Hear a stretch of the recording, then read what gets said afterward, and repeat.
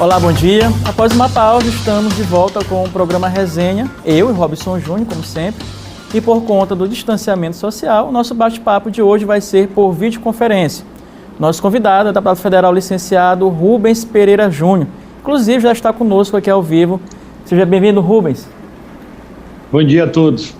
Bom dia. Bom, começar falando, né? O senhor deixou recentemente a CSI. Pudesse fazer mais explanação para a gente. Como foi esse trabalho, né, ao longo desse período ali no governo Flávio Dino. Você poderia ressaltar para a gente de positivo, né, destacar para a gente de avanços ali na CECID durante sua gestão?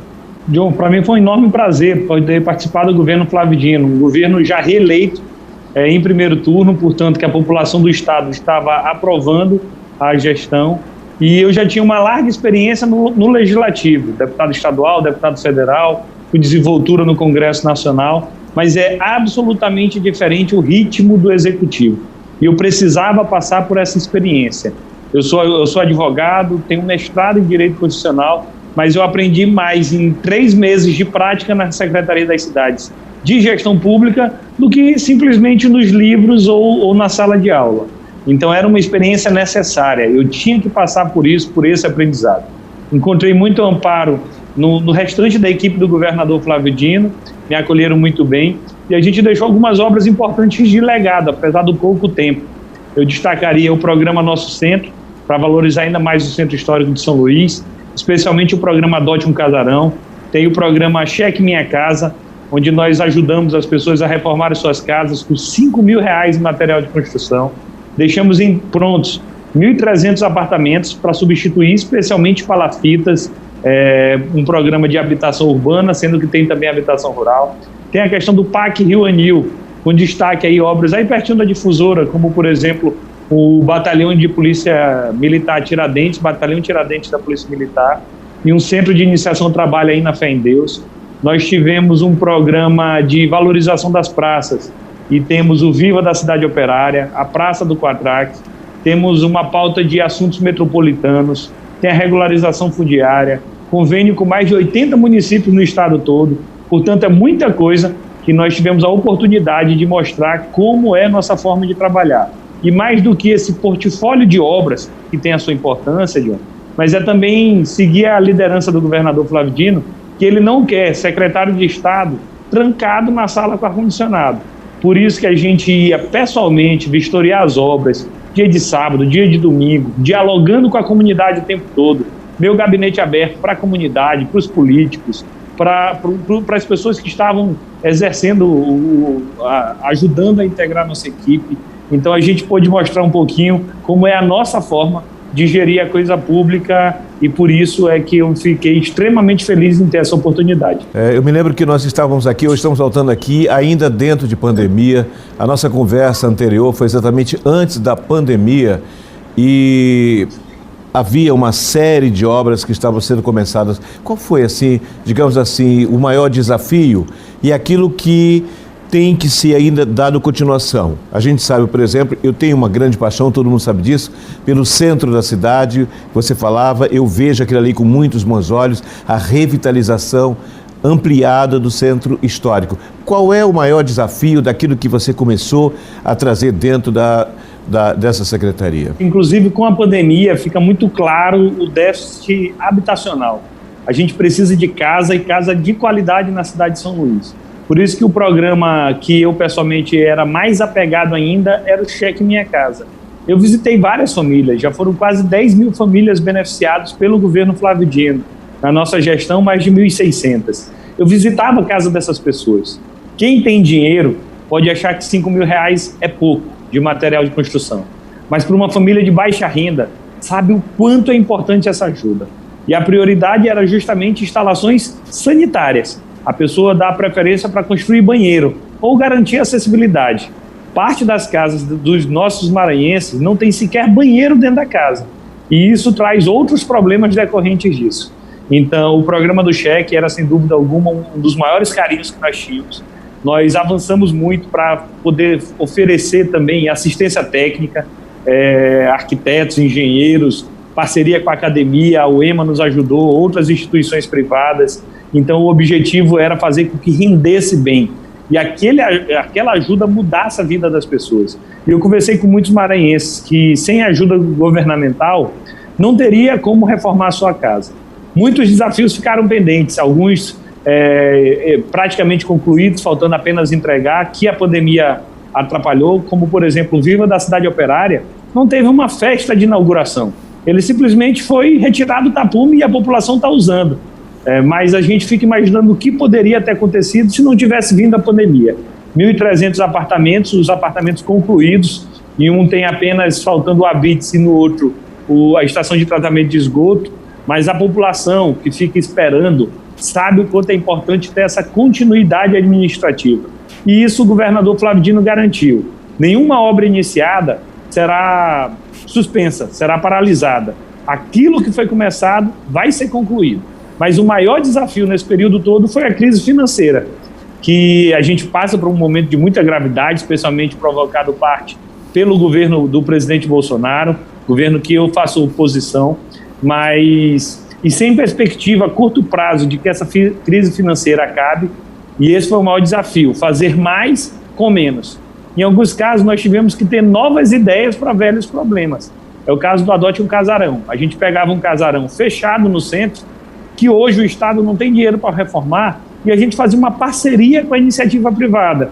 Ali agora vai se abrir um restaurante, uma loja, uma empresa de tecnologia, vai ser possível se usar o centro.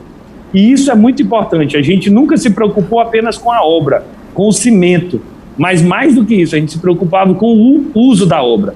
Por isso que tinha que ser obra de qualidade, por isso que a gente acompanhava de perto, porque é o padrão que a cidade de São Luís precisa e que o estado do Maranhão merece. Você falou a palavra-chave. Quando falou dos apartamentos, você falava exatamente daquele tratamento de esgoto, que eu considero um problema gravíssimo de São Luís, que é exatamente a necessidade de uma multiplicação, e você viu que há uma necessidade. Tem gente abrigada, por exemplo, lá no Estádio Castelão, a gente sabe disso, mas é preciso que a gente atente numa necessidade de futuro, deputado, em relação a essa necessidade de pré-tratamento de esgoto em uma ilha que está muito cercada, não vou nem usar a expressão por uma questão aqui mais de ética. Nós estamos cercados por muita coisa ruim em função dessa ausência, dessa cobrança, que eu acho que deve haver uma cobrança e acompanhamento em relação a esse pré-tratamento de esgoto. Cada vez que se tem mais casas, mais de qualquer tipo de condomínio criado em São Luís. O coronavírus, ele não pega todo mundo igualmente. Ele é mais mortal nas regiões mais pobres, justamente porque as pessoas têm menos condições sanitárias, menos condições de saúde, menos poder aquisitivo, uma alimentação pior e, consequentemente, morre mais gente de baixa renda do que de renda alta, inclusive proporcionalmente. E isso ficou claro que algumas mudanças nós temos que ter por conta da pandemia. Nossas cidades têm que mudar. Quando a gente tentou fazer o lockdown, nós tivemos muita dificuldade, porque a cidade não foi planejada para isso. Os nossos bairros hoje não são autossuficientes. O jovem, o trabalhador ludovicense, ele tem que se deslocar da onde ele mora para onde ele trabalha, grandes deslocamentos, superlota o transporte público. Muitos residenciais desses, Minha Casa Minha Vida, foram construídos longe da cidade, sem nenhum apoio, sem nenhuma estrutura física ao redor. Sem escola, sem saúde, sem tratamento de esgoto adequado, sem lazer, sem educação. E esse modelo de cidade não nos cabe mais. Agora nós queremos cidades que sejam mais conectadas, cidades mais densas. Os bairros agora precisam ter todos os serviços públicos. Essa aqui, que nós estamos fazendo uma reunião virtual, será uma realidade no século XXI. As pessoas, que for possível, trabalharão mais de casa. Isso quer dizer que ela não vai se deslocar. Isso quer dizer que o bairro tem que ser mais completo. É um momento, e após a pandemia ficar claro, que as cidades passarão por um processo de adensamento dos bairros, evitando grandes deslocamentos e todos os serviços públicos presentes. É um desafio para o século XXI. A crise também é um momento de oportunidade. Oportunidade para romper velhas práticas, fazer diferente e garantir, assim, uma melhoria. Isso aconteceu na história, por exemplo, com a crise do cólera, com a própria gripe espanhola no início do século XX. Nós tivemos como mudanças depois a evolução do sistema sanitário que não existia antes. Então é possível, apesar da pandemia, nós aproveitarmos esse momento para ter novas respostas para velhos problemas. Isso foi aprovado essa semana no Senado, né, o marco legal do saneamento. E eu queria saber a sua opinião, porque muita gente confunde, né? Porque vai privatizar o sistema de água, isso já existe, inclusive em algumas cidades até aqui da ilha. Já tem essa possibilidade de privatização. O que ocorre é que você pode formar agora consórcios, consórcios e licitações para a contratação desses serviços, Robson. Eu queria saber do Rubens o que ele acha. Isso é bom, é ruim? Muitos avaliam que não é bom nesse momento, né? Porque isso não atingiria toda a população mais pobre e carente, não é? Mas com a avaliação do Rubens aí nesse tocante aí do que o Robson entrou, da questão do saneamento e agora também da água. Primeiro, um único ponto positivo nesse assunto é que mostra que o Congresso Nacional está preocupado com o assunto do saneamento. Mais de 100 milhões de brasileiros não têm acesso à água tratada e esgoto. Então é um número absurdo e isso afeta muito a saúde, afeta a longevidade das pessoas, afeta a qualidade de vida. Então tem que ter respostas legislativas para velhos problemas. O lado ruim é que o modelo, nós não sabemos se esse modelo é adequado. Não falo nem só do risco da privatização por si só. Tem privatização boa, tem privatização ruim. O primeiro é o destaque que pode ser que áreas importantes sejam feitas esse fornecimento de água no final. As empresas que estarão atrás de lucro vão primeiro atrás do filé, da onde ela arrecada mais, para só depois ela poder ir atrás desse período onde a arrecadação certamente será menor. Segundo ponto, que mundo afora, há muito debate sobre se essa questão da privatização é correta.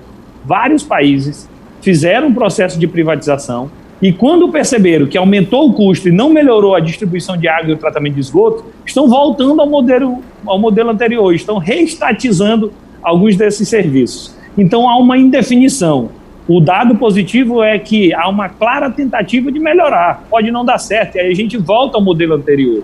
Mas todo tipo de investimento que seja feito para ampliar o saneamento básico é favorável. O PCdoB votou contra por conta dessas críticas, tanto do cenário internacional, quanto dessa questão de que água não deve ser tratado como mercadoria, mas sim como um direito de todos. Por outro lado, é de se reconhecer o Estado, e aí eu estou falando do poder público, não é o Estado do Maranhão, o poder público no Brasil inteiro falhou nesse quesito de fornecer água e esgoto para a população do Brasil. O Resenha faz um rápido intervalo e volta já com mais um bate-papo com o deputado federal Rubens Pereira Júnior, no próximo bloco, né, Robson, no próximo bloco.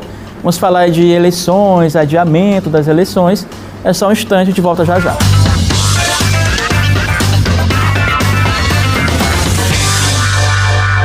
Estamos de volta com o programa Resenha e por conta do distanciamento social, a gente continua o nosso bate-papo por videoconferência, né? Recebemos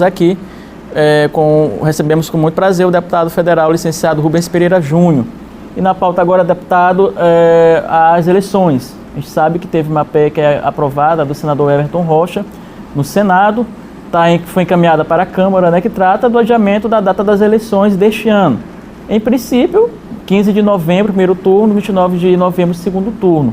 Queria saber do senhor qual a sua avaliação. O senhor defende o adiamento das eleições ou o senhor é daqueles que advogam a tese de que as eleições devem ocorrer em outubro, já que outubro para novembro não faz muita diferença? O assunto continua sendo um combate à pandemia. E daí é que se analisa que o mundo todo mudou por conta da pandemia. A forma de se fazer entrevista, a forma de dar aula, a forma de se fazer compras. Vários eventos esportivos no mundo foram adiados, como a Olimpíada, até a Disney fechou. Mudou as relações jurídicas, o judiciário está atuando de forma diferente, sociais, em absolutamente todas as direções. Por que só a campanha política não seria alterada? Não sei. Ao meu modo de ver, a campanha, se acontecer dessa forma, será uma campanha sem passeata, sem comício, sem panfletagem, sem corpo a corpo. E campanha sem esse corpo a corpo pode ser uma campanha sem debate e, consequentemente, sem interesse, tendo um aumento ainda maior do número de abstenção. Portanto, eu defendo que haja o adiamento da eleição. Não por muito tempo, até 15 de novembro é suficiente. Em 45 dias melhora a situação. Os números de São Luís há 45 dias atrás eram bem piores do que os números de hoje. Houve uma melhora significativa, não só aqui como no Maranhão inteiro. Então, 45 dias é um tempo suficiente. O que não cabe, e o Supremo Tribunal Federal não permitiria, era prorrogação de mandatos. aqueles políticos que foram eleitos para um prazo de 4 anos têm que cumprir o prazo de 4 anos. Aumentar para 5, para 6, sem ter a participação do eleitor, isso não tem o nosso apoio. Então eu sou contra a prorrogação de mandatos, mas sou a favor do adiamento da eleição. A minha sugestão era, primeiro turno, dia 15 de novembro, ainda é uma data emblemática, e o segundo turno no dia 6. A proposta apresentada e aprovada no Senado pelo senador Everton foi o segundo turno no dia 28, 29 de novembro. Não faz muita diferença entre uma proposta e outra. Portanto, eu sou favorável ao adiamento, senão corre o risco de, durante a campanha, o vírus se alastrar e a gente perder vida. A prioridade é salvar vidas. Imaginemos uma possibilidade, porque há essa possibilidade. O que dizem os cientistas, eu estou seguindo o que dizem, as estatísticas mostram que nesse momento nós ainda não atingimos o pico. Fala-se, e esses assuntos já vêm de lá, principalmente Estados Unidos, de uma segunda onda. Considerando que há uma possibilidade de ainda estarmos caminhando para um pico e depois uma segunda onda, no caso, por exemplo, de acontecer, eu acho que não existe na história brasileira alguma coisa de uma mudança, de, digamos que numa situação catastrófica nós tenhamos aumentado, deputado. Isso tudo tenha aqueles mais otimistas, e nesse momento estamos otimistas sim, porque os números de São Luís caíram, embora no interior do estado existe uma curva ascendente, nós estamos numa curva descendente. Mas e aí, deputado? No caso, digamos, não estou querendo ser o profeta do apocalipse, mas digamos que aconteça isso. Eu acho que não há no Brasil algum registro, o senhor entende muito de direito constitucional, mergulha muito ao longo desses anos. O que fazer num caso desse? O Supremo Tribunal Federal tem uma jurisprudência que diz o seguinte: ocorrendo uma dupla vacância, ou tripla no caso, sem ter prefeito, vice ou presidente da Câmara, quem assume? A jurisprudência do Supremo Tribunal Federal este é um assunto de interesse local. Portanto, a lei orgânica do município é que diz, em alguns casos é o procurador-geral do município, em outros é o juiz da comarca. Eu entendo que, de fato, a vacância em um município é interesse local. Mas nós estamos falando de uma tripla vacância em todos os municípios do Brasil, decorrente de uma pandemia. Esse assunto deixa de ser interesse local e passa a exigir uma resposta única para todo o Brasil. De onde vem a resposta? Artigo 80 da Constituição Federal, que diz que, não estando presente nem o presidente da República, nem o vice, nem o presidente do Congresso Nacional, assume o presidente do Supremo Tribunal Federal.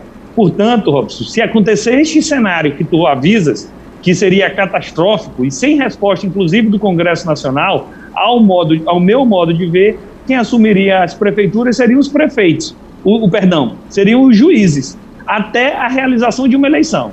Isso seria o mais grave capítulo de omissão legislativa da nossa história, seria o mais grave grau de ativismo judicial e seria muito ruim para a democracia, porque seria um cargo que não tem a dinâmica necessária para exercer essa função e sem ter um poder legislativo eleito, constituído. Mas a saída está na própria Constituição Federal. Por isso que eu prefiro adiar do que correr esse risco de que alguém que não tenha sido eleito para isso termine ocupando um cargo. Em relação à prorrogação do mandato, insisto, somente nas monarquias que há detentor de mandato por prazo indeterminado. Mas na República, o mandato tem que ter tempo. Aquilo que foi combinado com o povo tem que ser cumprido. Em algumas cidades, e eu não vou dizer quais, tem tanto prefeito mal avaliado que o cidadão nem aceita que esse prefeito ganhe mais um tempo. Tá certo que tem prefeito bem avaliado que a população iria gostar, mas o certo é que a regra do jogo tem que valer e nós não podemos mudar a regra no meio do jogo, alterando aquilo que já foi pactuado pela população. Rubens, eleição local, óbvio, o senhor colocou já seu nome à disposição do seu partido, o PCdoB, para disputar as eleições aqui em São Luís, Robson. Bom, as eleições ocorrendo em outubro ou novembro, isso é uma outra discussão, mas em relação à sua pré-candidatura, o senhor já tem aí um arco de partidos, né, um leque de partidos, com o senhor além do PCdoB, PP, DC, PMB, e pode até receber o apoio de outros partidos, como PT e Cidadania, mais na frente. Eu lhe pergunto o seguinte, o senhor, por que, né, colocar seu nome à disposição na disputa da Prefeitura de São Luís? O senhor que sempre fez política até em outras regiões, não é? Apesar de ter um contato muito grande com São Luís, passou a se dedicar mais à capital maranhense nos últimos tempos. Qual é a sua proposta, o que o senhor enxerga para São Luís, né, nos próximos anos? Qual a sua visão para a cidade de São Luís? Eu me preparei a vida toda para esse momento, para ser candidato a um cargo majoritário. Nesse caso, ser candidato a prefeito da minha cidade que eu nasci, cidade que eu cresci, que eu namorei, que eu casei, que meus filhos nasceram, cidade que, inclusive, eu trabalho também por ela. E eu faço parte de um grupo político. Para mim, política é a arte do coletivo. Ninguém faz política sozinho. Eu não acredito em salvadores da pátria, em messias, nada disso. Política se faz com um coletivo, com um time. Quanto mais forte teu time, mais forte tu és. E eu faço parte de um time que faz a boa política no estado do Maranhão. Sou liderado do governador Flávio Dino, na política nacional sou aliado do presidente Lula, independente ainda da decisão do PT local se irá nos apoiar ou não, e eu espero que sim. Mas esse é o lado que eu acredito da política, que é voltado para os mais pobres, voltados para quem mais precisa. Todo esse acúmulo que eu tive na minha vida, de deputado estadual, de deputado federal e agora como secretário, é para mostrar que eu estou pronto. Ainda mais depois da pandemia, que os problemas vão ser mais graves, a crise econômica vai ser dolorida, a falta de emprego vai ser muito grave na nossa cidade, no nosso estado, no nosso país. Então não dá de nós corrermos riscos de aventura, não é hora da gente encarar uma briga entre governo e prefeitura. Eu prefiro que seja uma gestão alinhada, e eu tenho certeza que à medida que a cidade estiver conhecendo a nossa plataforma, nosso plano de governo, voltado especialmente em priorizar a primeira infância, chegou a hora de nós cuidarmos das nossas crianças. A questão do combate à pobreza, porque tem gente na política que quer combater os pobres. Eu quero combater a pobreza, quer seja com política assistencial, quer seja com o aumento da riqueza, porque com a geração de riqueza, nós estamos combatendo emprego, gerando renda, gerando desenvolvimento. Tem que discutir a cidade, nós temos que pensar no desenvolvimento urbano sustentável, e aí entra habitação, entra turismo, entra saneamento, entra mobilidade, e nós temos que pensar também na inovação, na São Luís do futuro.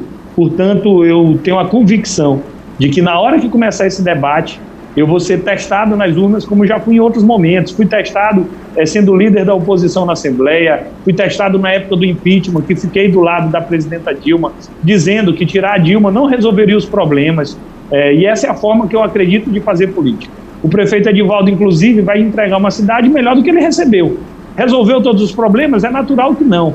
Mas, sem dúvida alguma, ele mais avançou do que ele errou. Ele tem muitos mais avanços, muito mais acertos, o que permite que o próximo prefeito faça ainda mais. É isso que eu acredito, e é para isso que eu vou colocar meu nome à disposição da nossa cidade. Qual é a sua visão dessa cidade para o futuro, exatamente para que esse filtro, para que a gente continue, porque há mudanças, inclusive, aí no próprio distribuição do SUS, que eu acho até correto, de agora fazer, digamos, um levantamento, se eu cuido de 100, eu mando a grana para 100, que eu acho aquilo exige, inclusive, uma necessidade dos profissionais de área de buscar essas pessoas nas comunidades. Qual é a sua visão e de importância dessa atenção básica de saúde? Na pandemia ficou claro que o Estado tem que funcionar, especialmente em algumas áreas, como a questão da saúde. Sem o SUS, o número de mortes teria sido ainda pior, e também a questão de recuperação da economia, inclusive a tarefa do governo federal, que é quem pode imprimir dinheiro, imprimir títulos públicos,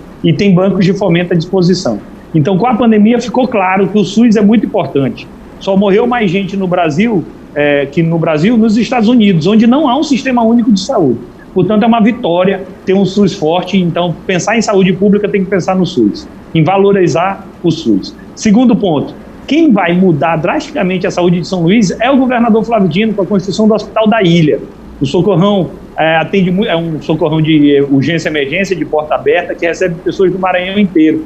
E isso sobrecarrega as finanças municipais. Com a construção do Hospital da Ilha por parte do governo Flávio Dino, vai permitir, Robson, que a gente desafogue o socorrão e que a gente invista especialmente na atenção básica, na saúde, na atenção primária.